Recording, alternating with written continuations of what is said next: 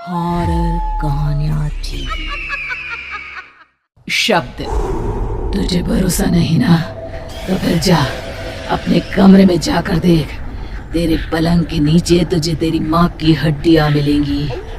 प्रभात दौड़कर अपने कमरे में जाता है और अपने पलंग के नीचे देखता है।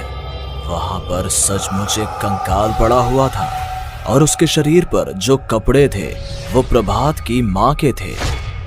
क्या बात है, आज तो आप सुबह से ही बहुत बिजी हैं।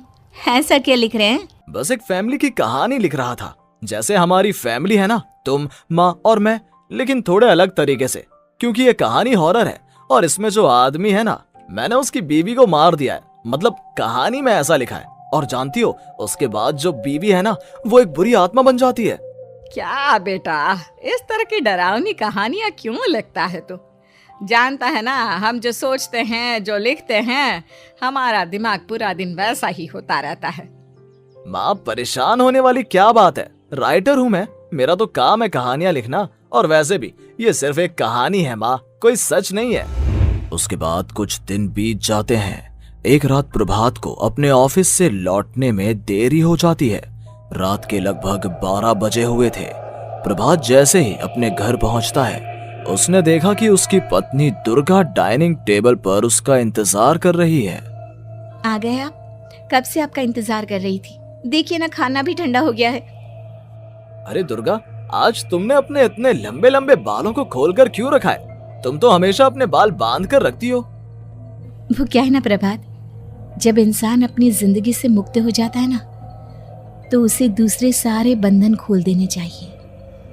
इसलिए मैंने अपने बालों के बंधन भी खोल दिए। ये तुम किस तरह की बातें कर रही हो? तुम ठीक तो हो?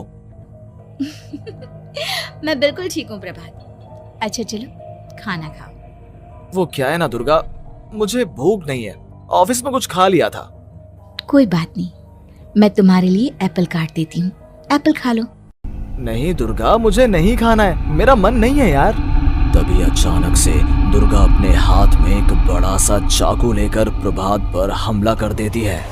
प्रभात अपने आप को बचाने की कोशिश करता है।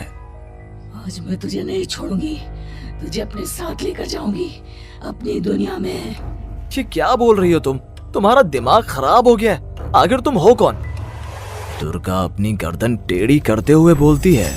मैं दुर्गा हूँ, तुम्हारी पत्नी। ध्यान से देखो मेरी आंखों में। प्रभात बुरी तरह से डर जाता है और घबराहट में वो चाकू अपनी पत्नी के पेट में मार देता है। उसकी पत्नी की वहीं के वहीं मौत हो जाती है और उसकी चीख की आवाज सुनकर उर्मिला दौड़ते हुए बाहर आती है। ये तूने क्या किया प्रभात? तुमने अपनी पत्नी का खून कर दिया। लेकिन तू तो उसे बहुत प्यार करता था बेटा। तूने बहू को क्यों मार डाला? माँ, ये आपकी बहू नहीं थी, इसके अंदर कोई बुरी आत्मा घुसाई थी। मैं नहीं जानता ये सब कैसे हो गया, लेकिन वो मुझ पर हमला कर रही थी, मुझे मारने की कोशिश कर रही थी। माँ, मैंने कुछ नहीं किया। ये तूने क्या कर दिया बेटा? दुर्गा ने मुझे कहा था कि वो तेरी कहानी को उस कैरेक्टर की तरह एक्टिंग करके तुझे डराने की कोशिश करेगी। अरे वो तो तेरे साथ मजाक कर रही थी। हे भगवान, ये क्या हो गया? इसका मतलब दुर्गा। लेकिन माँ, मैंने जो कहानी लिखी थी उसमें भी ऐसा ही हुआ था। उस औरत ने अपने पति के साथ मजाक किया और गलती से उसके पति ने उसके पेट में चाकू मार दिया। मेरी कहानी सच कैसे हो सकती है? माँ, मुझे बहुत डर लग रहा है। अब ये सोच, दुर्गा की लाश का क्या करें हम? अगर गलती से भी ये बात बाहर फैल गई ना, तो तुझे पूरी जिंदगी जेल की सलाखों के पीछे रहना पड़ेगा। एक काम करते हैं माँ, हम घर के पीछे वाले बगीचे में उसकी लाश को दबा देते हैं।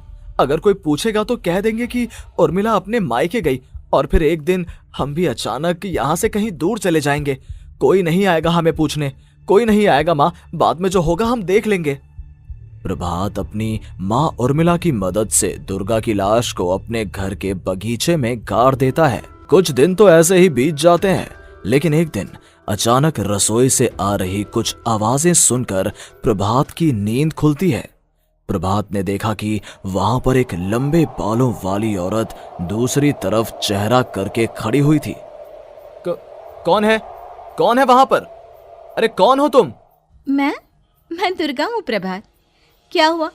मुझसे इस तरह के सवाल क्यों कर रहे हो तुम? तुम दुर्गा नहीं हो सकती।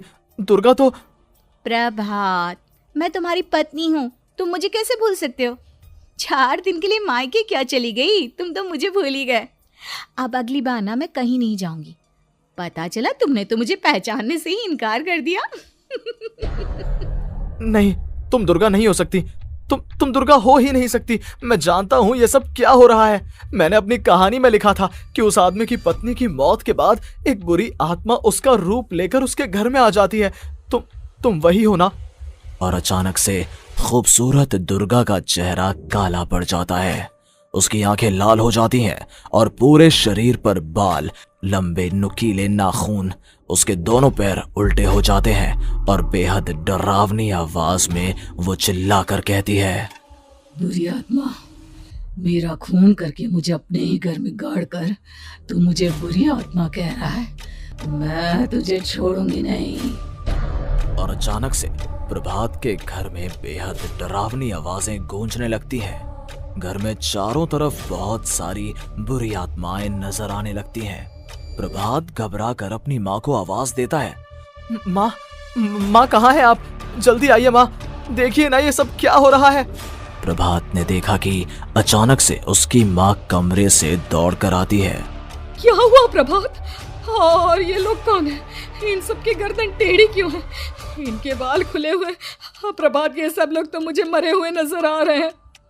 हाँ माँ, ये सब लोग मरे हुए ही हैं और ये ठीक वैसा ही हो रहा है जैसा मेरी कहानी में हुआ था। लेकिन मेरी कहानी के हिसाब से तो आप भी। अचानक से उर्मिला का रूप बदल जाता है। वो भी एक डरावने साए की तरह बन जाती है और बेहद डरावनी आवाज में चिल्ला चिल्ला कर कहती है, मर गई तेरी माँ। जानता है, कल रात जब तू सो रहा था ना, तो मैंने उसके शरीर का सारा खून पी लिया। अब बस हड्डियां बची है उसके शरीर में। नहीं, ऐसा नहीं हो सकता। ऐसा बिल्कुल नहीं हो सकता। मेरी माँ नहीं मर सकती। तुझे भरोसा नहीं ना? तो फिर जा, अपने कमरे में जाकर देख। तेरे पलंग के नीचे तुझे तेरी माँ की हड्डियां मिलेंगी। प्रभात दौड़कर अपने कमरे में जाता है और अपने पलंग के नीचे देखता है। वहां पर सचमुच एक कंकाल पड़ा हुआ था और उसके शरीर पर जो कपड़े थे वो प्रभात की माँ के थे। माँ, अब मुझे कुछ करना पड़ेगा। लेकिन मेरी कहानी में लिखा था कि माँ की मौत मेरे हाथों से होगी, पर माँ तो पहले ही मर चुकी है और वो बुरी आत्मा मुझे भी मार देगी। नहीं, इससे पहले कि वो मुझे कुछ करे, मुझे उसका काम खत्म करना होगा। प्रभात अपने हाथ में बड़ा सा चाकू लेकर उस बुरी आत्मा पर हमला कर देता है जिसने प्रभात की माँ का रूप लिया हुआ था, और अगले ही पल वो नीचे गिर जाती है और उसके शरीर से खून बहने लगता है। ऐसा नहीं हो सकता। एक बुरी आत्मा के शरीर में तो खून होता ही नहीं है। तो क्या सच में मैंने अपनी माँ को मार दिया? लेकिन अभी कुछ देर पहले तो फिर वो कंकाल किसका है? और ये कौन है? मैं पागल हो जाऊंगा।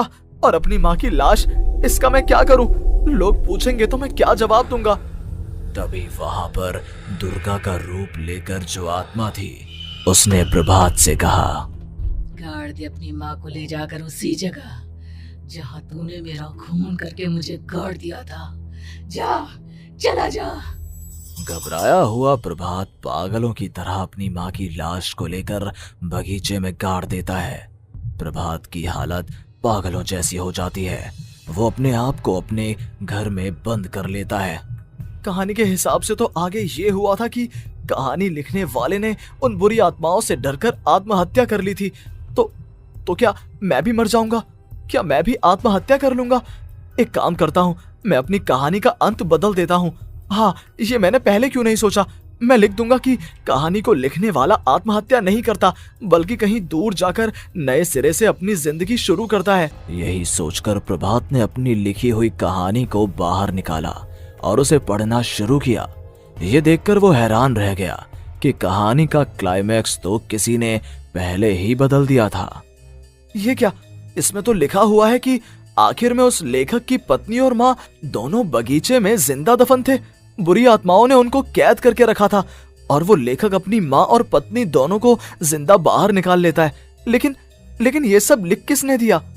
प्रभात दौड़कर बगीचे में जाता है और वहां पर खुदाई करना शुरू कर देता है। प्रभात देखता है कि वहां पर लकड़ी के 2 बड़े संदूक हैं और उनके अंदर से आवाजें आ रही हैं। प्रभात, प्रभात बचा लो मुझे, अगर थोड़ी देर और हो गई तो वो मुझे छोड़ेगी नहीं। बेटा देखो, मैं इस बक्से के अंदर बंद हूँ, प्लीज मुझे बाहर निकालो, वो बुरी आत्मा किसी भी वक्त मुझे मार डालेगी। प्रभात वो दोनों बक्से बाहर निकालता है और अपनी पत्नी और माँ दोनों को आजाद करवा लेता है। लेकिन तभी वहां पर अचानक से एक बेहद डरावनी और खौफनाक दिखने वाली औरत आ जाती है। तुझे क्या लगा था इतनी आसानी से अपनी पत्नी और माँ को बचा लेगा? बस 5 मिनट और उसके बाद अमावस का चांद आसमान में आने ही वाला है। लेकिन तूने इन दोनों को बाहर निकाल लिया, अब तुझे मरना होगा। नहीं, मैं जानता हूँ मैं नहीं मरूंगा, और अब आगे क्या करना है ये भी मुझे पता है। प्रभात, ये बहुत खतरनाक है, हमें मार डालेगी। प्रभात, चलो यहाँ से। नहीं दुर्गा, अब मुझे अच्छी तरह से पता चल चुका है कि इस बुरी आत्मा से हम कैसे पीछा छुड़वा सकते हैं। और इतना कहकर प्रभात अपने हाथ में पकड़ी हुई सिंदूर की थैली उस बुरी आत्मा के ऊपर उछाल देता है। कुछ ही देर में वो जमीन पर गिरकर राख में बदल जाती है। ये सब क्या हो रहा था बेटा? ये सब तुम्हारी लिखी हुई इस कहानी की वजह से हुआ है ना? नहीं माँ, पहले मुझे भी ऐसा ही लगा, लेकिन बाद में पता चला कि बरसों पहले हमारे इस बगीचे की जमीन के अंदर किसी को जिंदा गाड़ दिया गया था और बस उसी औरत की आत्मा हमें परेशान कर रही थी। उसी ने मेरे शब्दों में जान डालकर उस कहानी को जिंदा कर दिया था। मुझे माफ कर दो प्रभात, मैंने आपकी कहानी के साथ छेड़छाड़ की थी और उसे बदल दिया था। माफी मांगने की जरूरत नहीं है दुर्गा, तुम्हारे उस बदलाव की वजह से ही आज हम सब जिंदा हैं, क्योंकि आखिर में कहानी में वो हुआ जो तुम कमेंट में बता सकते हैं। हेलो दोस्तों, तो आपको ये कैसी लगी कहानी कमेंट में ज़रूर बता सकते हैं हमें, और अपना फीडबैक जरूर। तो दोस्तों, आप होते अगर इस कहानी में तो क्या ऐसा ही फैसला लेते? मेरे ख्यालों से आप अपना 15 से 20 सेकेंड खुद का विचार डालें, जैसे कि ज़िंदगी में सच्चाई और भरोसा सबसे बड़ी ताकत है इंसानों के लिए। अगर आपको ये कहानी अच्छी लगी तो कृपया अपना एक कमेंट, लाइक और शेयर ज़रूर करें, क्योंकि ऐसा ही वीडियो रोज़ लाता रहूँगा जिससे आपको कुछ सीखने को मिले। तो दोस्तों, मिलते हैं अगली कहानी में। तब तक के लिए अपने आप को अच्छे बनाने की कोशिश करें, कुछ सीखें। धन्यवाद।